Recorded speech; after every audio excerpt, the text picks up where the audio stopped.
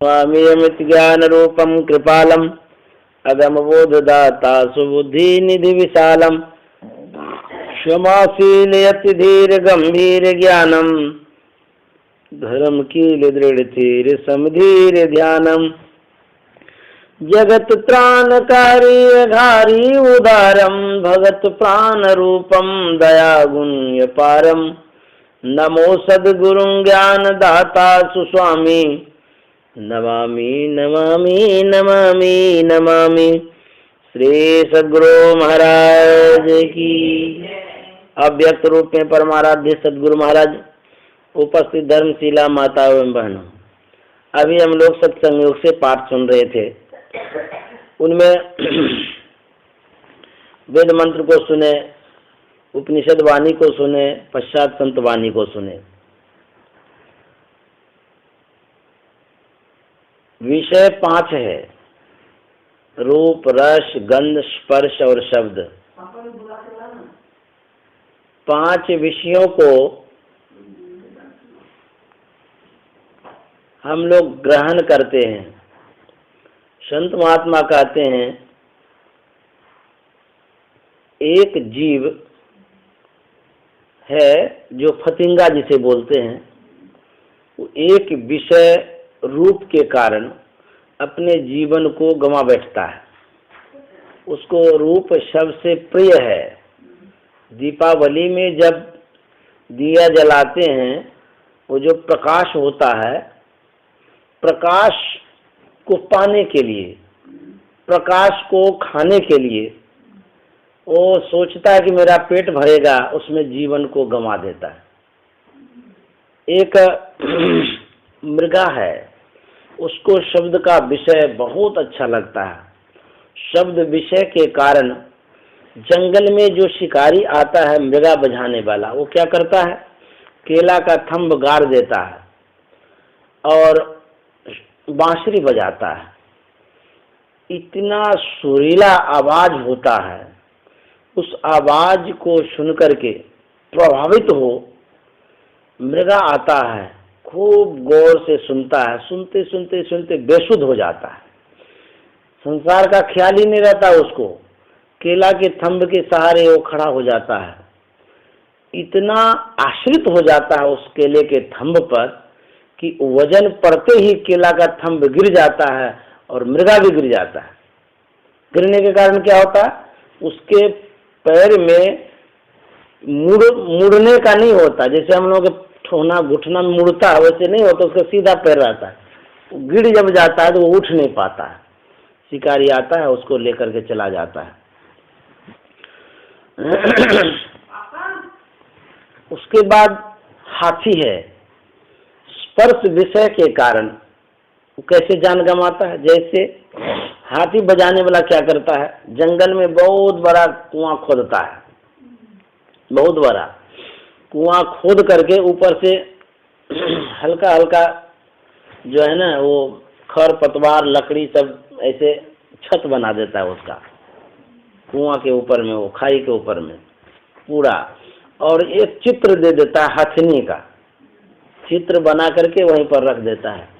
मदमस्त हाथी आता है विषय में पागल, हथनी को प्राप्त करने के लिए वो एकदम बेसुध होकर के दौड़ता है, सीधे चला जाता है हथनी के पास। जैसे ही उस पर गड्ढे के पैर रखता है, वो खाई में गिर जाता है। तो खाई में जो गिरता है तो उसको उसी में छोड़ देता है। काय रोजता है, भूखे प्यासे जब कमजोर हो जाता है तब वो उसको पकड़ करके ले जाता है। अब देखिए मछली जो है, स्वाद के कारण, जिज्ञा स्वाद के कारण, मछली पकड़ने वाला क्या करता है, वो बंसी में चारा डालता है। चारा डाल करके उसको पानी में देता है, धागा रहता है उसमें लगा हुआ। जिज्ञा स्वाद के कारण मछली उस चारे को खाती है। तो जैसे गटकती है तो बस भागना चाहती है। अब मछली पकड़ने वाला क्या करता है, ऊपर खींचता है बंसी से, और फिर मछली ऊपर आ जाती है। मछली रस के कारण अपने जीवन को गंवाती है। इस तरह से एक एक विषय के कारण एक एक जीव का अंत हो जाता है। मानव में कितना विषय है? 5 विषय। वो रूप को भी ग्रहण करता है, रस को भी ग्रहण करता है, गंध को भी ग्रहण करता है, शब्द को भी ग्रहण करता है, स्पर्श विषय भी लेता है। एक विषय के कारण एक जीव का जान जाता है। हम 5-5 विषय को ग्रहण करते हैं तो क्या होगा? तो कहते हैं ये तो परमात्मा की कृपा से ही बच पाता है। जो विषया संतंत ये मूढ़ता ही लपटात, जो नर डारत बमन करी स्वान स्वादों का। विषय में मन चला जाता है। विषय को ग्रहण करते ही समझ लीजिए कि हमारी जो प्रगति है, हमारी जो उन्नति है, अवरोध हो जाता है, रुकावट हो जाती है, हम आगे नहीं बढ़ पाते हैं। तो गुरु महाराज कहते हैं इन विषयों से अपने मन को उपराम करो, आगे बढ़ाओ, छोड़ो इसको। आवश्यकता भर तो विषय लेना ही पड़ेगा। विषय एक स्थूल है, एक सूक्ष्म है, एक सूक्ष्माति सूक्ष्म है। हम बाहर के रूप को छोड़ सकते हैं, लेकिन अंदर में जो रूप है उसमें मन को जोड़ना पड़ेगा। बाहर के रस को छोड़ सकते हैं, लेकिन अंदर में भी तो रस है। भैया जी हरि रस पी मत मारा, 8 पर झूमत ही बीते डारी दियो सब भारा। वो जो हरि रस है, उस हरि रस में मन को जोड़ना पड़ेगा। बाहर के विषय को छोड़िए, अंदर के विषय में मन को जोड़िए, जोड़ना पड़ेगा। तो बाहर के विषयों में हमारी जितनी हानि होती है, अंदर के विषय में उतनी हानि नहीं होती है, बल्कि हमें लाभ होता है। तो कहते हैं जो अंदर में रूप है संत सदगुरु का, उसमें मन को जोड़िए। अंदर में जो हरि रस है उसमें मन को जोड़िए। अंदर में जो नैसर्गिक आभा है, गंध है, सुगंध है, अंदर में भी सेंट है। उस सेंट को एक बार जब सूंघ लीजिएगा तब बेसुध हो जाइएगा। बाहर का सेंट तो कुछ नहीं है, बेकार है, समझिए। अंदर में जो हमको आनंद मिलता है, जो सुख मिलता है, बाहर में कहाँ है? भजन में हो तो आनंद आनंद, बरसत बिसद अमी के बादर, भीजत है कोई संत। अंदर में जो आनंद है वो बाहर में क्या है? एक बच्चा है, उसको 5 रुपये का खिलौना दे दीजिए, तो जैसे वो खिलौना आप ले लेते हैं, बच्चा रोने लगता है, चिल्लाने लगता है। वो कहता है कि मेरे खिलौना क्यों लिए, हमको दे दीजिए। खिलौना का फोड़ दीजिए तो देखिए कितना छटपटाता है, कितना रोता है। लेकिन बड़ा आदमी समझता है इस बात को, 2-4 रुपये का खिलौना क्यों ही रोता है, अरे दूसरा खिलौना दे देंगे, 10 रुपये का दे देंगे, 20 रुपये का देंगे। लेकिन बच्चा मानता नहीं है, वो कहता नहीं हमको वही खिलौना चाहिए। सेम टू यू, यही बात हम लोगों के लिए है कि जो बाहर का पदार्थ है, उन पदार्थों को कहता है छोड़ो, तो कहते छोड़ेंगे नहीं, हमको अच्छा लगता है। कहता है अरे इससे विशेष चीज अंदर में है, उसको लो। कहता ना हम न लेंगे, हमको यही चाहिए। छोड़ना ही नहीं चाहते। बाहर में जो कुछ है उसी को पसंद किए हुए। क्यों? इसलिए कि जो भीतर में चीज है उसका दिग्दर्शन नहीं हुआ है, देख नहीं पाए हैं, उसे पहचान नहीं पाए हैं, उससे परिचय नहीं हुआ है, अपरिचित हैं अंदर के चीजों से। इसीलिए बाहर की चीजों को हम समझते हैं यही ठीक है। हाँ, गुरुआ गुड़िया सूप सुपलिया तर्दे बुध लड़कियां खेलन की, करो जतन सकी साई मिलन की। ये बाहर का जो खेल है गुड़वा गुड़िया का खेल है, बच्चे का खेल है। उसी खेल में हम लोग मदमस्त है, मग्न है, इसी खेल को खेलना चाहते हैं। अंदर में भी तो है, अंदर जाना ही नहीं चाहते हैं, मुड़ना ही नहीं चाहते हैं। यदि भीतर प्रवेश कर गए तो तब देखिए कितना आनंद आता है।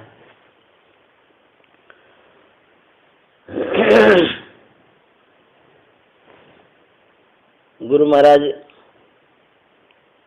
जब ध्यान करने लगे, उनको जब भीतर में आनंद आने लगा तो दुनिया को वो छोड़ दिए,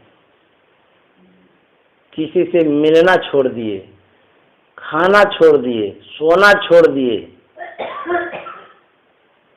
कोई मतलब नहीं किसी से। ब्रह्मानंद स्वामी ने कहा इस स्थिति को देख करके, मुझे है काम ईश्वर से, जगत रूठे तो रूठन दे। मुझे है काम ईश्वर से, जगत रूठे तो रूठन दे। कहता जगत रूठे तो रूठने दीजिए, कोई बात नहीं है, हमको ईश्वर से काम है। अरे ईश्वर खुश रहेंगे तो सब अपने आप खुश हो जाएगा, ईश्वर नाराज हो जाएंगे तो सब खुश रहते हुए भी नाखुशी हो जाएगी। इसलिए जिसके खुशी में सबकी खुशी है उसको ही खुश करने का प्रयास करना चाहिए, अर्थात ईश्वर को खुश करना चाहिए, परमात्मा को खुश करना चाहिए। वो खुश हो जाएंगे तो सब खुश हो जाएंगे। वो खुश होंगे कैसे, परमात्मा खुश होंगे कैसे, इसके लिए प्रयत्न करना पड़ेगा, प्रयास करना पड़ेगा। वो कैसे खुश होते हैं? कोई भी व्यक्ति हो, जीव मात्र खुश कैसे होते हैं, वो प्रसन्न कैसे होते हैं? दुनिया में कोई भी हो या परमात्मा ही क्यों न हो, सबकी अपनी अपनी इच्छा होती है, सबकी इच्छा होती है। चाहे गाय हो कि घोड़ा हो कि गधा हो कि आदमी हो कि साधारण पुरुष हो कि महापुरुष हो, कोई भी हो, सबकी अपनी अपनी इच्छा होती है। इच्छा के अनुरूप कार्य कर दीजिए, खुश हो जाएंगे। कहेंगे महापुरुषों की क्या इच्छा होती है? कहते महापुरुषों की इच्छा होती है, उनकी सात्विक इच्छा होती है। उनकी सात्विक इच्छा यही होती है, उनके कहे अनुसार आप करिए। उनकी सात्विक इच्छा यही होती है कि उनमें श्रद्धा और भक्ति रखिए। परमात्मा क्या चाहते हैं? परमात्मा हमसे कुछ नहीं चाहते हैं, लेकिन चाहते जरूर हैं। कहते हैं भगवत भजन करो, ये भी तो चाहना उनकी है। सत्संग करो, ध्यान करो, श्रद्धा रखो, भक्ति रखो, ये भी तो उनकी ही चाहना है। अरे यदि उनकी कुछ भी नहीं चाहना रहेगी तो हम क्यों करेंगे कुछ? उनकी ही इच्छा है, उनके इच्छा के अनुरूप जब हम करते तो वो खुश होते हैं। जब वो खुश होते हैं उसमें हमारी खुशी हो जाती है। करते हैं उनके लिए, हो जाता है अपने लिए। उनके लिए क्या चाहिए? कुछ नहीं चाहिए, करना है अपने लिए, वो भी खुश हो जाएंगे और हमको तो खुशी होनी ही होनी है। अपने लिए करिए, परमात्मा खुश हो जाएंगे, परमात्मा खुश जाएंगे तो आप भी खुश हो जाएंगे। लेकिन एक नियम है, विधान है, कानून है, उसके तहत करना पड़ेगा।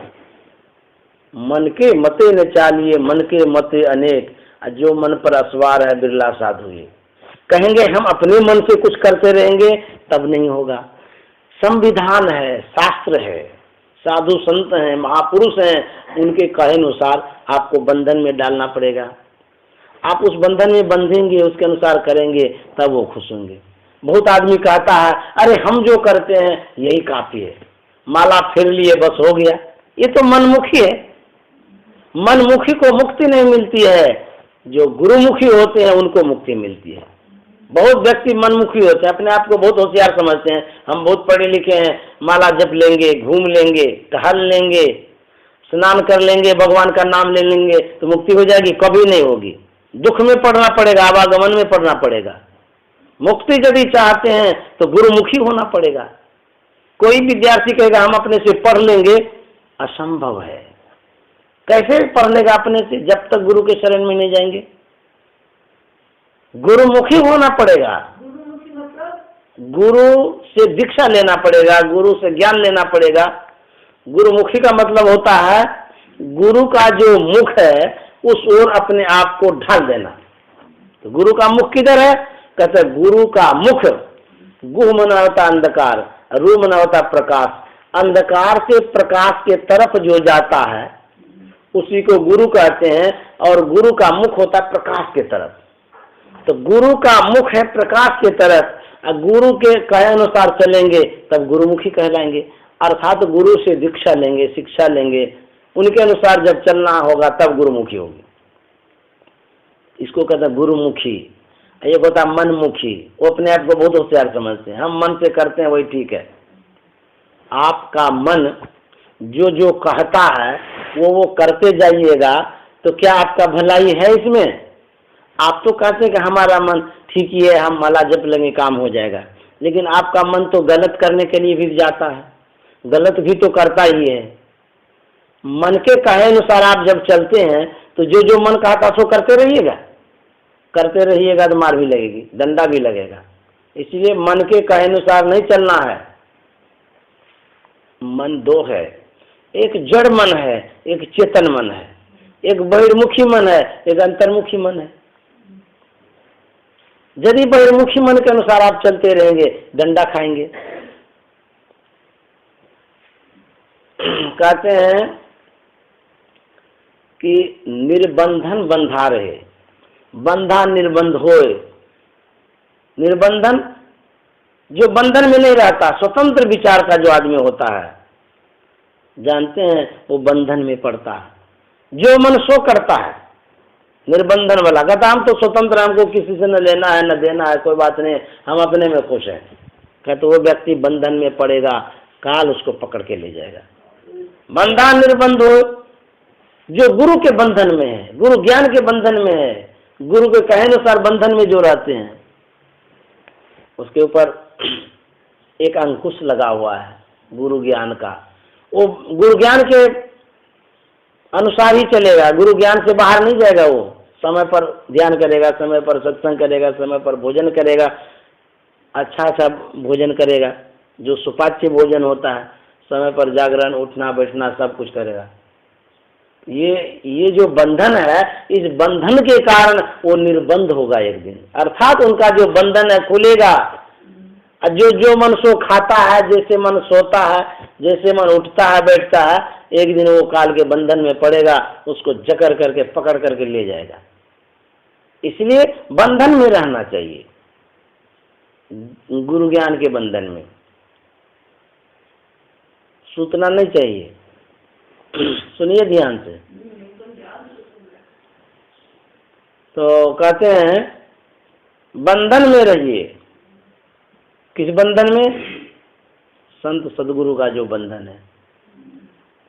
यदि बंधन में नहीं रहे, राधा स्वामी साहब क्या कहते हैं, बंधे तुम गाढ़े बंधन आन, तुम गहन बंधन में पड़ जाओगे, गाढ़े बंधन में, मजबूत बंधन में पड़ जाओगे। कौन कौन बंधन है? कहते पहला बंधन पड़ा देह का, दोसर त्रिया जान, ये बंधन है। तेसर बंधन पुत्र विचारो, चौथा नाती मान, नाती के कहीं नाती हो गए तब कहीं कौन ठिकान, चौलर पचलर सतलर रसरी बांध लियो है बहुविधि तान, ये सब बंधन है।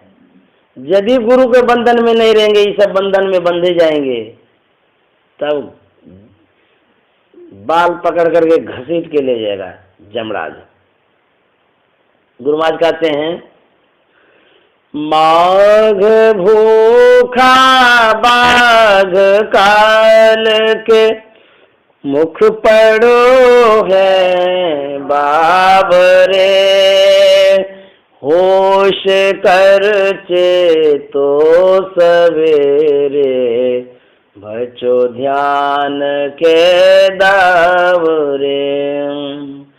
काल मुख से नींबू की भागो, ध्यान के बल भाई रे, ऐसो अवसर खोई हो तो रोई हो पछताई रे, ऐसो अवसर खोई हो तो रोई हो पछताई रे।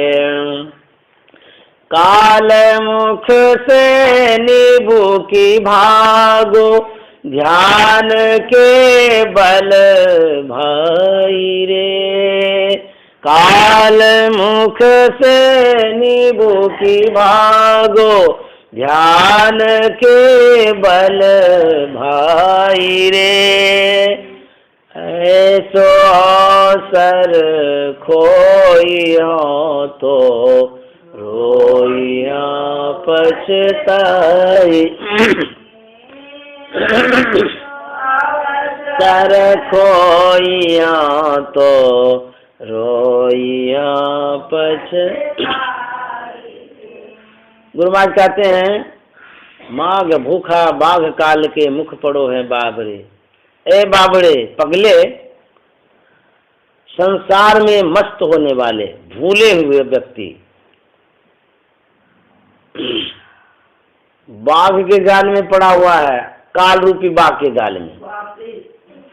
कहते हैं गाल में जो पड़ा हुआ रहता है व्यक्ति बच नहीं पाता है, बड़ा मुश्किल है।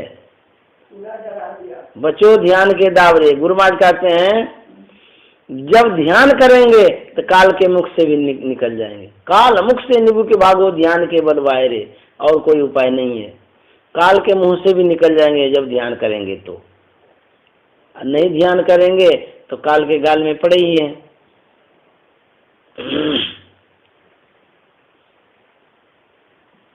एक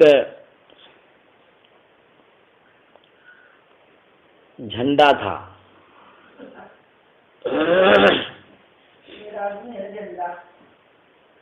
वो गुरु पर बहुत विश्वास रखता था, बहुत विश्वास उनको था। एक दिन उनके गुरु ने कहा कि मुझे गुरु दक्षिणा में 500 सर्फी चाहिए। गरीब आदमी था, कहाँ से लाएगा?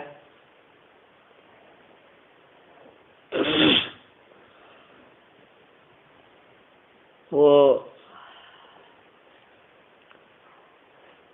अपने बेटा से कहता है कि इस तरह की गुरु की आज्ञा है, इसकी पूर्ति कैसे करेंगे? आखिर उनकी इच्छा है, उनसे दीक्षा लिए हैं, तो गुरु की आज्ञा का पालन नहीं हुआ तो फिर दीक्षा लेना बेकार हो गया। तो बोले कि देखिए घर भी बेचेंगे तब भी पूरा नहीं होगा, और ऐसा दुनिया है कि सबे सहायक सबल के को न निबल सहाय, पवन जगावत आग को दीप दे बुझा है।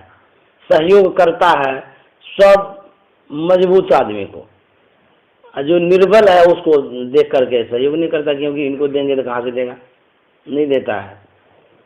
तो अब क्या करें? तो दोनों विचार कर ही रहे थे, एकाएक जानकारी मिल गई उनको कि इसी गांव में एक व्यक्ति आया है मल्लयुद्ध करने वाला। तो वो लड़ता तो है, और जो उससे लड़ता है वो मरता है। वो ऐसा पटका मारता है ना कि जिंदा ही नहीं छोड़ता है। लेकिन उसमें ये नियम था कि जो हार जाएगा मस्किनिया से उसको 500 सर्फी मिलेगा, जो जीत जाएगा उसको मुंह मांगा मिलेगा। तो उन्होंने दोनों ने विचार किया कौन जाए लड़ने के लिए। तो पिता कहता कि देखिए हम तो बूढ़े हैं, मर भी जाएंगे तो कोई बात नहीं, हम जाते हैं लड़ने के लिए, तुम जवान आदमी हो, तुम रहो। बुढ़ा गया झंडा लड़ने के लिए, तो बोला कि हम लड़ना चाहते हैं मुस्किनिया से, हमको समय दीजिए। तो बोला अच्छा ठीक है, लड़ना चाहते तो लड़िए, लेकिन आप यही समझ लीजिए कि आपका जीवन ये अंतिम है, क्योंकि मस्किनिया से कोई लड़ता है तो जिंदा ही नहीं छोड़ता है, मारिए देता है। बोले कोई बात नहीं है, अरे गुरु के सेवा में हमारा जीवन ही चला जाएगा तो हम अपने को सौभाग्यशाली समझेंगे कि गुरु की सेवा हो गया इस शरीर से, और क्या चाहिए। उनकी इच्छा है, गुरु की यही इच्छा है, हम मर जाए तो मर जाएंगे, सेवा तो हो जाएगी उनकी। बस मैदान में आया मस्किनिया और झंडा।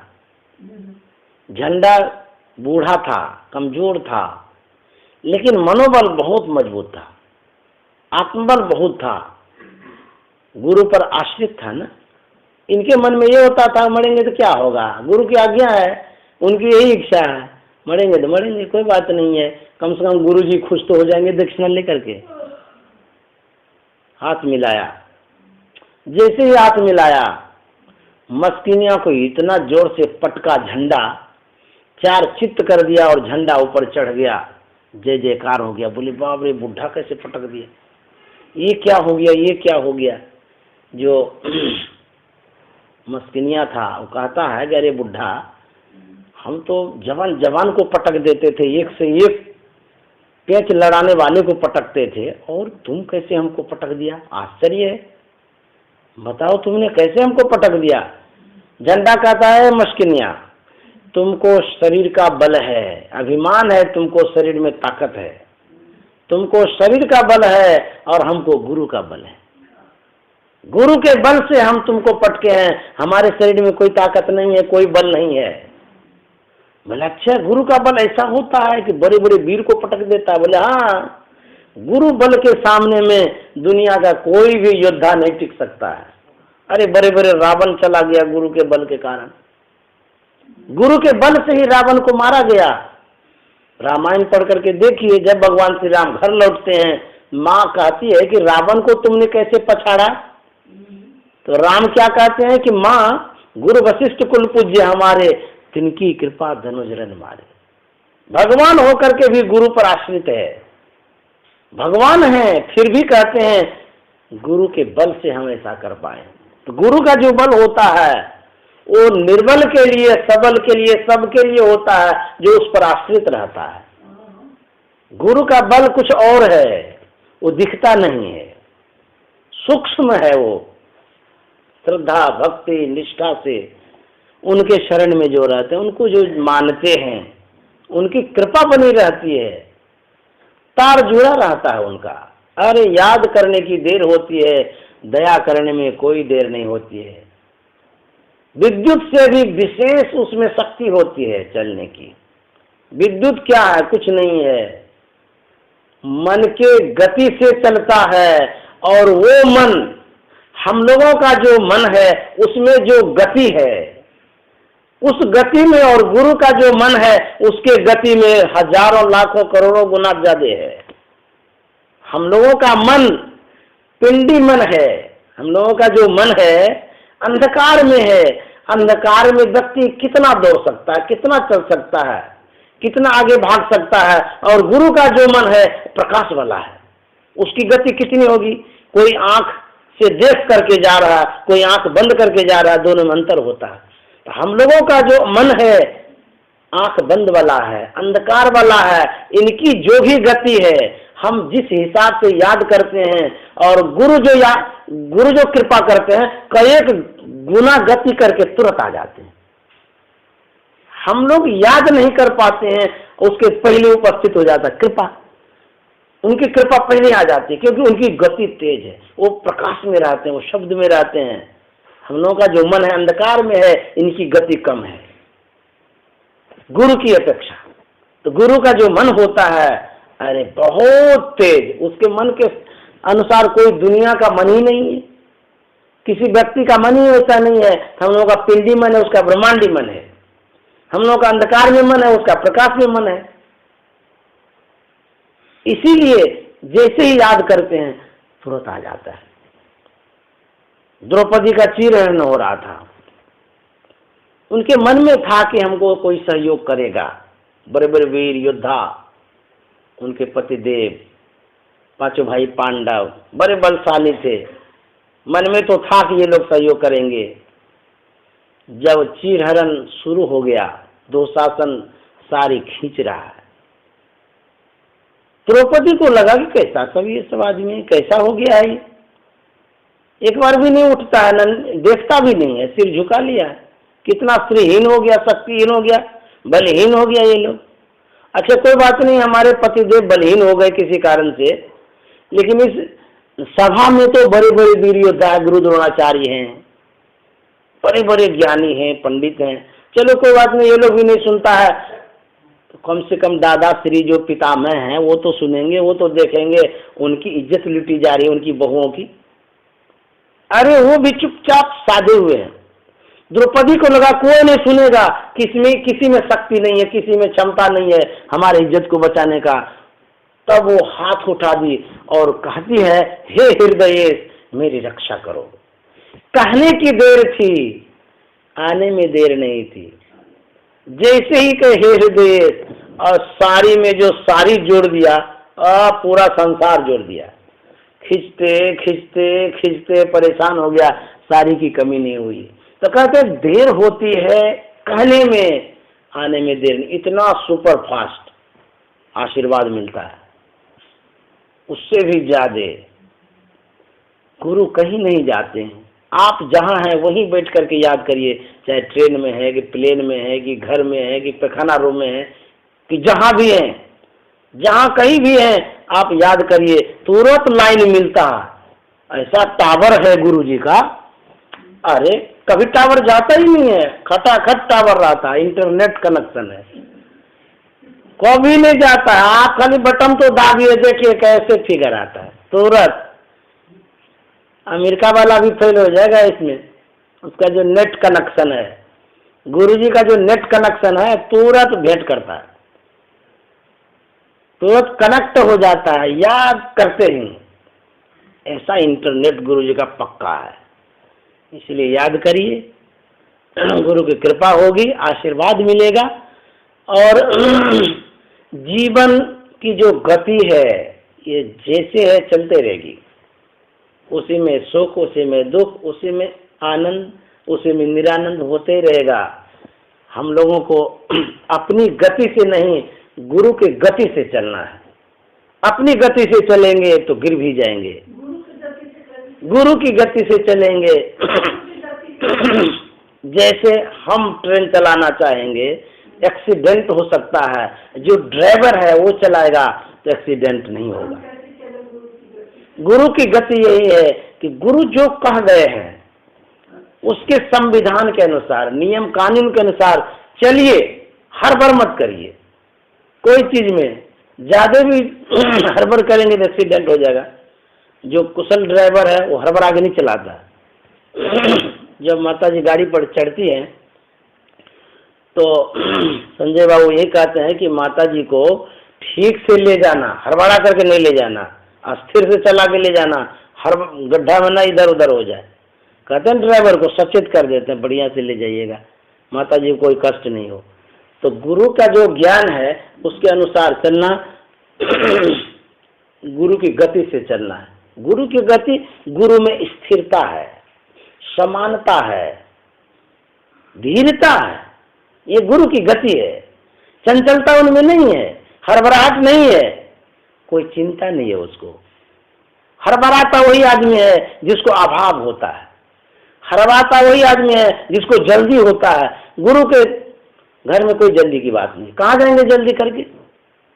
अरे धीरे धीरे रे मना, धीरे सब कुछ हो, धीरे धीरे चलने के लिए कहते हैं।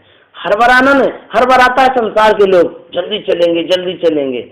और जल्दी चलने में क्या होता है, तो पैर लड़खड़ाता है, गिरता है। एकदम हाथी की तरह चलिए। हाथी को कोई डर है? अरे वो तो जंगल का राजा होता है, उसको किसी जानवर से डर नहीं लगता, एकदम मस्त मस्त होकर चलता है, धीरे धीरे चलते रहता है, चलते रहता है, उसको कोई चीज का गम नहीं। उसी तरह से गुरु जो होते हैं वो अपने चाल में चलते हैं। जौन चाल संसार की तौन साधु की नहीं, वो तो उनका चाल ही अलग होता है। उनकी जो गति होती है बंधी हुई होती है। जैसे गाड़ी में होता है ना 40 किलोमीटर का रफ्तार से चलना चाहिए, लिखा हुआ रहता है। इतना किलोमीटर के रफ्तार से चलेंगे तो गाड़ी की गति ठीक रहेगी और गाड़ी का पोजीशन भी ठीक रहेगा, कंडीशन भी ठीक रहेगा। और यदि उससे चाल बढ़ाए तो पत्ती टूट जाएगी। जाओ गाड़ी को ठीक करते रहो तुम। और धीरे धीरे जो चाल है बांध दिया है, चलते रहेंगे, गाड़ी भी खराब नहीं होगी, आज समय पर पहुंच जाएंगे। तो उसी तरह से हम लोगों को चलते रहना है, हड़बड़ नहीं करना है।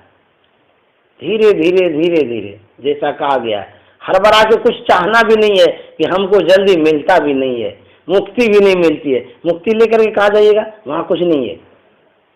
कहते हैं वहाँ न खाना है, न आना है, न जाना है, न सोना है, न उठना है, न बैठना है, न दिन है, न रात है, न तकिया है, न तोशक है, न हलवा है, न रसगुल्ला, कुछ नहीं है। वहाँ जाके क्या करेंगे, यही सब कुछ है।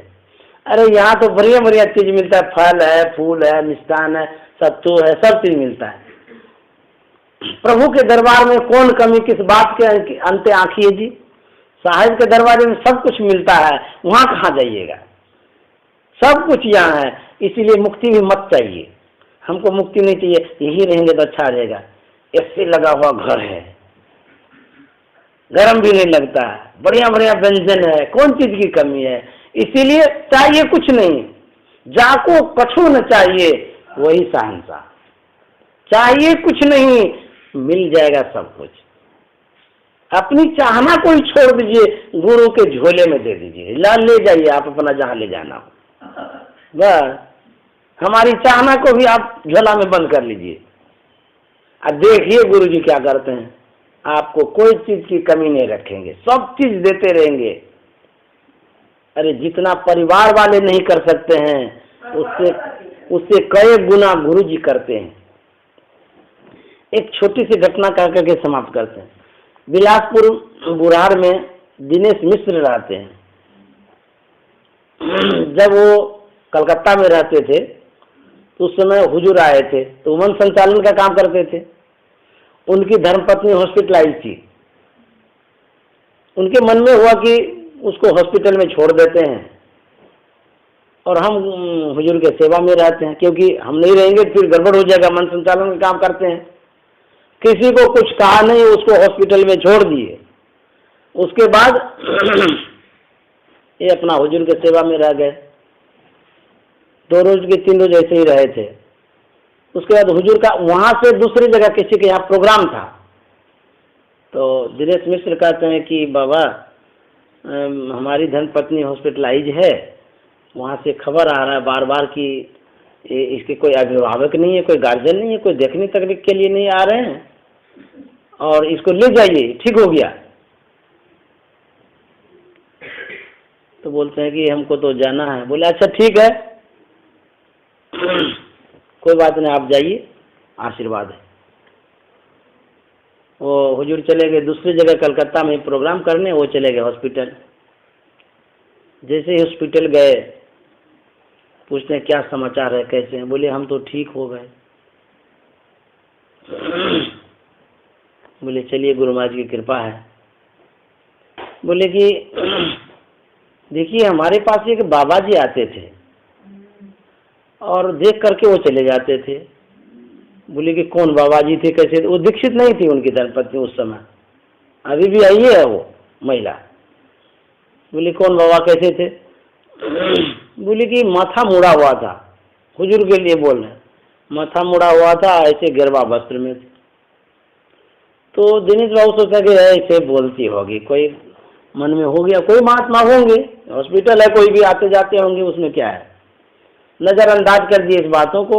वो भी सोचे कोई भी महात्मा आते जाते होंगे।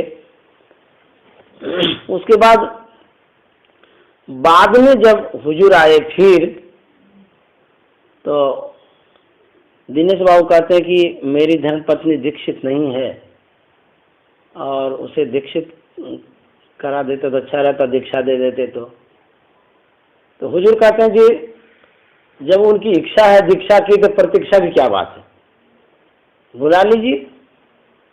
तो उनको बुलाया गया, हुजूर के पास ले गए। तो जैसे हुजूर के पास उनकी पत्नी गई तो वो कहती है कि यही बाबा थे। बोले अरे राम, वो बोलती है कि हाँ यही बाबा जाते थे वहाँ। दिनेश बाबू थे हुजूर के सेवा में और हुजूर थे उनके पत्नी के सेवा में। ये उनके मुखारबिंद से सुनी बात, अभी भी वो बोल रहे हैं।